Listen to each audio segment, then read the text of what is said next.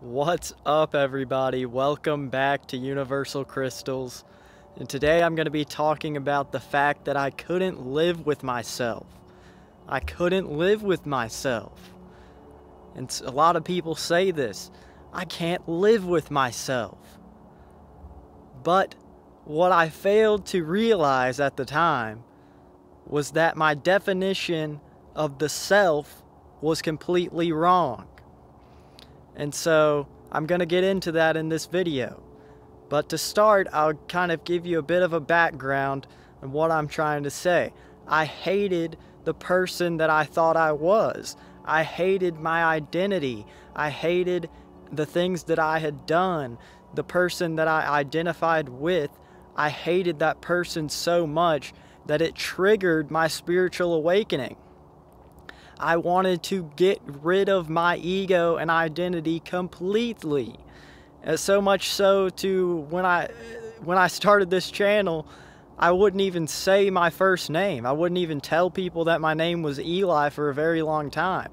I just cast away that identity to that point. And it wasn't until recently that I realized that's what I was doing. I just hated myself. I hated myself for the things that I had done.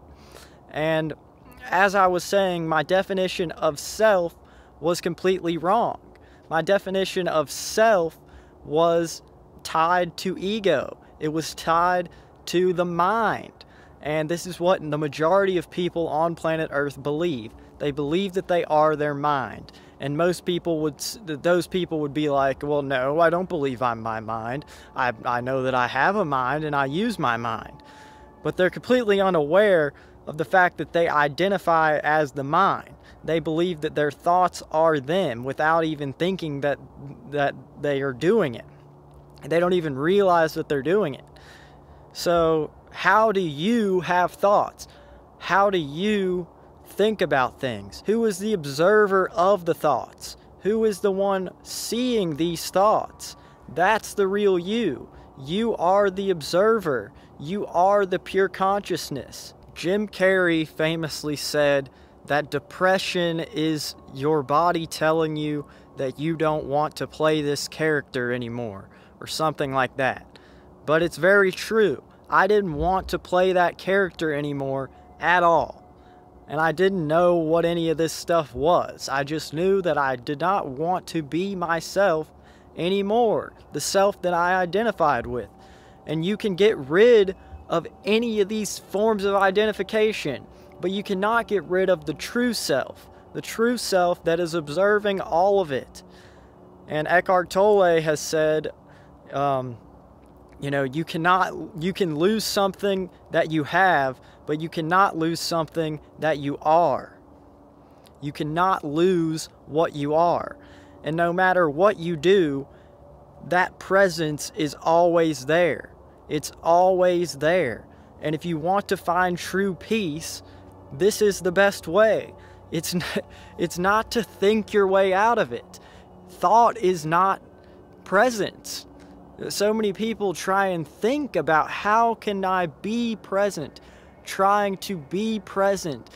That's the problem. You're trying to be present. You're trying so hard to understand what presence is, but it cannot be understood from the level of the mind. This is thought.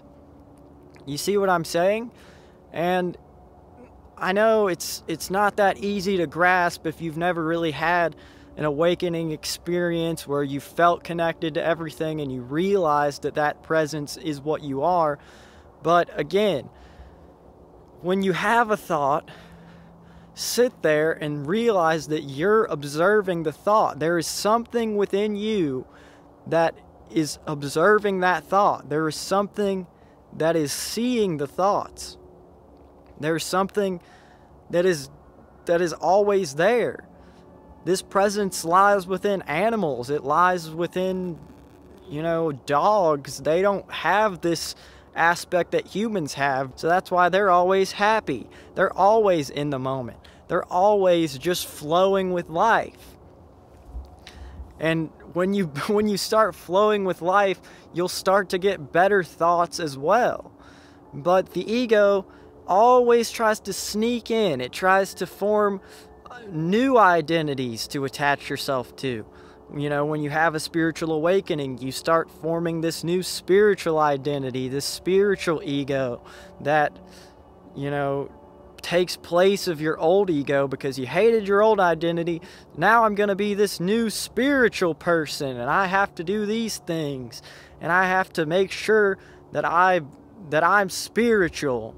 When you don't even realize that you're already spiritual. Everyone is spirit. You are everything and nothing. But source consciousness is what the universe is that is experiencing itself in little fragments. We are the universe experiencing ourselves. But we do have individual souls, but we are all connected to the source. The big soul, you could say, the giant soul of source consciousness is what brings us. That is what we are all one means. We are all one in terms of the highest source of power. But you could put it this way as well. God broke out into little people to experience himself, right? God has many different meanings to different people. But what I'm saying is God is source consciousness. And all of the great spiritual teachers have taught about this. And, you know, you'll hear New Age deception. Don't be aware of the New Age deception of all this. It's funny to me because the New Age teachings, true New Age teachings, are ancient teachings. People have been talking about this for years and years and years. All of the great spiritual teachers were saying this. It's just that people's egos get in the way of fully understanding it. It's not something that you can grasp with just the mind. It is experience that really allows you to grasp it. The ego is by far the biggest form of deception. Your ego is so sneaky, and as you become more present, when you first start living a life where you're meditating all the time, that's when the ego really fights hard to get you to have it back. It's like, no, you need me. You need me. It uses guilt and shame to make sure that you pay attention. Guilt and shame are the best way that the ego has to get you to identify with the old you, to live in the past and the future. The ego doesn't want you to live in the now, and the ego is something that we have for survival. It was very useful, you know, when I could possibly have to worry about some giant animal attacking me. My ego is pretty useful. But if you're constantly walking around going, oh man, is there something over there that's going to hurt me? Is there something over here that's going to get me? That's not a good way to live. Anything that's fear-based is ego-based. You know, and this is how people get scared into believing certain things, because they used fear-based tactics and things like that to get you to believe it, get you to buy in, because you don't want to lose your ego. You don't want to die. But you have to die to your ego. You have to die to the old self. So you can't live with yourself.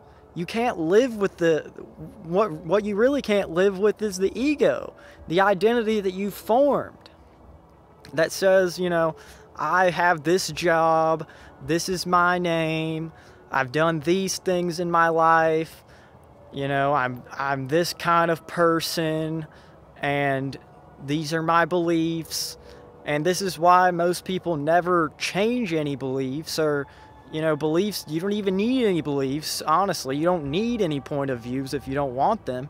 But this is why it's so difficult for people to see any other point of view, because they're so attached to that identity. They don't want to wake up to the illusion because their identity is so attached to the illusion. You see, and I've had fallen into this trap so many times. And here lately, I've just been being present, just allowing myself to breathe, allowing myself to just live and not try and think my way into doing things. And I'm not saying thought is bad. I'm not saying you can't use your mind for great things. You know, great scientific discoveries have come from the mind. But actually, a lot of the best scientific discoveries, the scientists will say that it came to them when they least expected it, when they weren't even thinking about it, when they were just here, when they were just here now. Be here now, and you will feel the gift that you have. You will feel that you are life. You are love. You're not born of sin, you're born of love. You got all this crap caked on top of you throughout your life ever since you were a kid. You know, as soon as you were born and you had a name, you formed this identity. And it takes some time to shed that identity for a lot of us.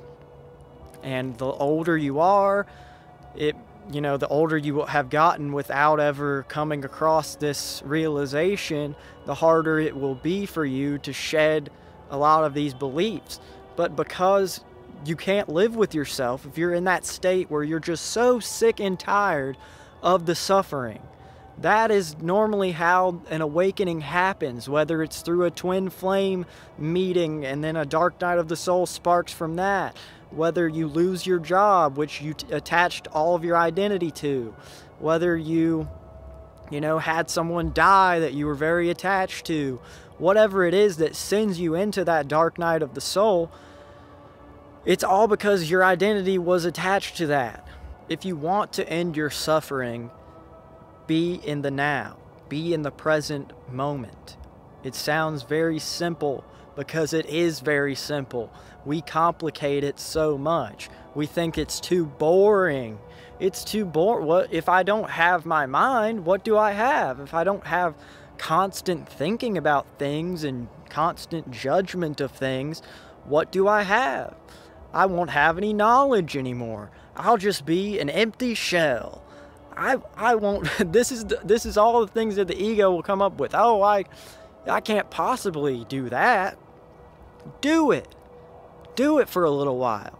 When you see a thought, observe it and let it pass. Put yourself in some type of situation where you have no mind.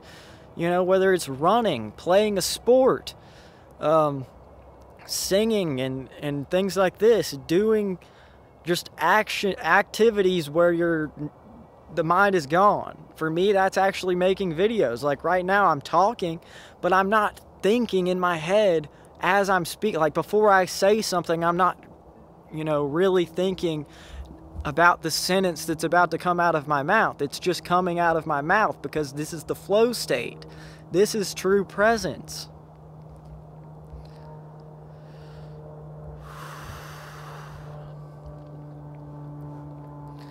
We all want to end suffering, don't we? I don't think anybody wants suffering. And a lot of people have an identity that is attached to the suffering they've experienced, right? It's like, as bad as your childhood might have been, or as bad as a breakup might have been, or whatever it is for you, or just a culmination of all those things, you're so attached to the fact that you're a broken person that you don't really deep down want to let go. Well, deep down you do, but in your mind you don't want to let go of that old belief system. You don't want to let go of the belief that you are broken, that you have always had the world out to get you, and it's like a safety mechanism or something. I don't know how to describe it, but it's like you're addicted to the fact that you are a person who is depressed or whatever it is. And, because I've been there. It's like I was addicted to like feeling like, oh, I'm just a sad boy or whatever. I mean, I didn't say that, but like there's people out there like that, like rappers and things like that. Don't be attached to the identity of being a sad person, or really all identities are in some way going to hurt you down the line. There are identities that can be helpful for a period of time, but the minute someone attacks that identity and says, well, you're not that, then it hurts you, because that's you. You believe that's you. You're not actually You believe that you're like this really good looking person, or that's like a big part of your identity or something. I'm not saying it's bad to have self-confidence. This is just a thing that I'm thinking of. It's like someone tells you you're not good looking. Now you're like, oh, well, maybe I'm not. You know, that hurts my identity. To be truly authentic, you actually want to be in a state of no identity. The absence of identity is where true authenticity can come through, because you're not thinking about portraying this image when you say things. You're not worried about, you know, obviously maybe you don't want to say certain things, right? But what I'm trying to say is, like, you're not going to be as authentic if you're so worried about damaging your ego and your sense of self by saying how you really feel. When you believe that you could be anybody, you could be just nobody, you don't have to identify with anything, it's so liberating, actually. People are so scared to do this because they've lived their whole lives believing that they are this thing that is actually your biggest enemy. In a way, it's like it's leeching off of you. The ego is just leeching off of you, and you don't even know it. And the people that try and say that dissolving the ego is bad, normally they're coming from ego and they don't even see it. That's how sneaky it is. They don't even know that it's there. And I'm not saying that I've fully dissolved my ego or anything. Clearly, I've made a lot of videos where I was in a ego-based energy, but this is my spiritual awakening. This is why I'm documenting this, because I knew deep down that I would get to this point where I am now, where I feel more conscious than I ever have, and I'm happier than I've ever been. So anyone that tells me, no, you need to be more in your mind, like, screw off, dude. I don't care about that, because I just want to end suffering. I want to actually live my life as life. And you can do that too. You can do that too.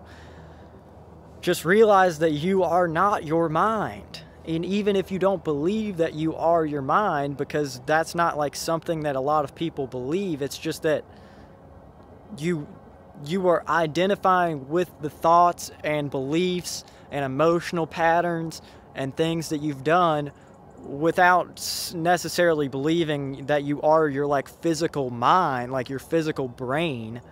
But that's just a word. That's just like kind of a word for it. Ego as well. They can be interchangeable in a lot of cases. But if you get what I'm saying, you get what I'm saying. You're not going to ever understand this with your mind, because that is the problem. You cannot understand present. Like, you can kind of understand it. You can read about it. You can read The Power of Now, which would be very helpful. You can read books like that about presence and watch videos about presence. But until you experience presence, you won't really know presence. It's one of the hardest things to understand or explain to people, because they're always trying to get it from their mind. They're trying to say, you know, they don't even realize it, but they're like trying to grasp it from the level of the mind. But this isn't something that you can grasp from the level of the mind. Consciousness is beyond thought. And you are consciousness. We all are. We're all pure consciousness experiencing ourselves right now. And it's a great time to be alive. It's the world is awakening. So many people are coming to this realization, and a lot of us have gone through intense suffering, intense pain, where we couldn't live with ourselves. We just hated ourselves. You know, I was so guilty and ashamed of the person that I had become. I was so done with myself. Everything that I had attached my identity to left me.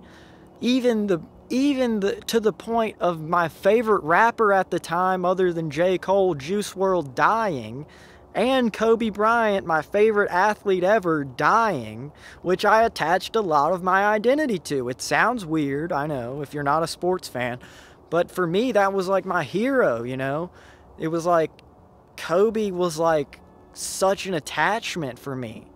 And it was like the whole universe was just taking, like, just absolutely everything. My girlfriend, you know, school that I went to, that fell apart.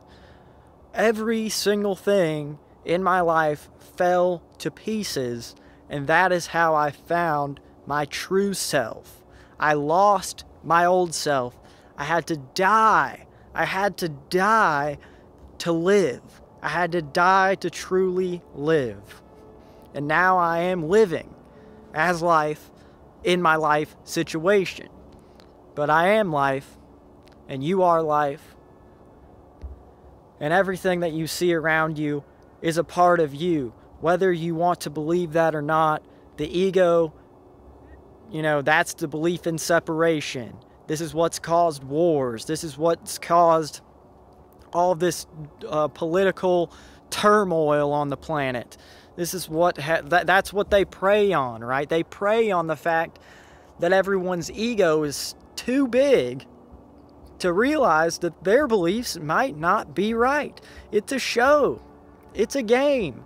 All the world's a stage. William Shakespeare. It's not real. It's not real. It's fake. It's an illusion. People can't see it. They divide us with race. They divide us with religion. They divide us with politics. They divide us with everything they can. But we're all part of one race. We're part of the human race.